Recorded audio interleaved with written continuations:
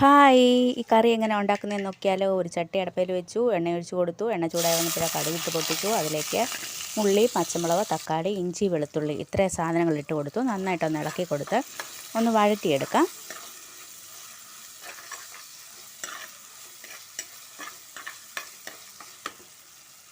ഇതെല്ലാം കൂടെ നന്നായിട്ടൊന്ന് വഴണ്ടി വരുമ്പോൾ നമ്മൾക്കിതിലേക്ക് മഞ്ഞൾപ്പൊടി ചേർത്ത് കൊടുക്കാം.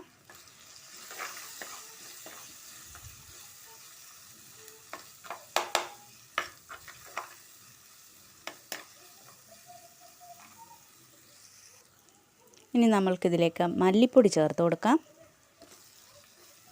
നന്നായിട്ടൊന്ന് ഇളക്കി കൊടുക്കാം. മല്ലിപ്പൊടി നന്നായിട്ടൊന്ന് മൂത്ത് വരട്ടെ.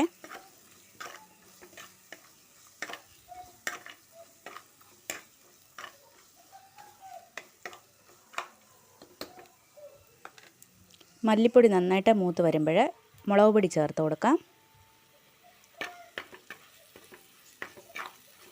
മുളക് പൊടി നന്നായിട്ടൊന്ന് മൂത്ത് വരണം.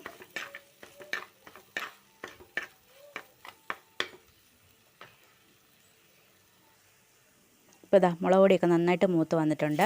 നമുക്കിനി ഇതിലേക്ക് വെള്ളം ചേർത്ത് കൊടുക്കാം.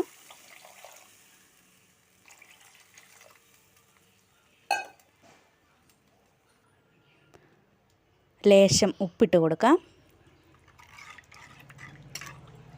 നന്നായിട്ടൊന്ന് ഇളക്കി മിക്സ് ചെയ്ത് കൊടുക്കാം. ഇനി പുളി ചേർത്ത് കൊടുക്കാം. തക്കാളി ചേർത്തത് കൊണ്ട് ഞാൻ വളരെ കുറച്ച് പുളിയേ ചേർത്തിട്ടുള്ളൂ. തക്കാളിക്ക് പുളി ഉണ്ടാവും, അതുകൊണ്ടാണേ. ലേശം ഉലുവാപ്പൊടി ചേർത്ത് കൊടുക്കാം. നന്നായിട്ടൊന്ന് ഇളക്കി മിക്സ് ചെയ്യാം. ഇനി ഇതെല്ലാം കൂടെ നന്നായിട്ടൊന്ന് തിളച്ച് വരട്ടെ. നല്ലൊരു തിള വന്നിട്ടുണ്ട്. നമുക്കിനി ഇതിലേക്ക് കഴുകി വൃത്തിയാക്കി വെച്ചിരിക്കുന്ന നത്തോലി മീൻ ഇട്ട് കൊടുക്കാം. ലേശം വലിപ്പമുള്ള നത്തോലി മീനാണ്. ഇനി നമുക്കൊരു 10 മിനിറ്റ് അടച്ച് വെച്ചിട്ട് വേവിക്കാം.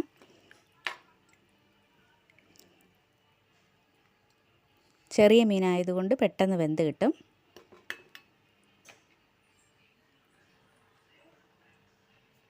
പത്ത് മിനിറ്റ് കഴിഞ്ഞിട്ടുണ്ട്. നമ്മുടെ കറിയൊക്കെ നല്ല സെറ്റായിട്ട് വന്നിട്ടുണ്ട്.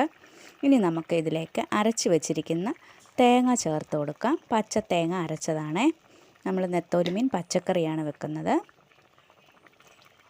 ലേശം വെള്ളവും കൂടെ ചേർത്ത് കൊടുത്ത് ഒരു 2 മിനിറ്റ് കൂടെ ഒന്ന് തിളപ്പിച്ചെടുക്കാം.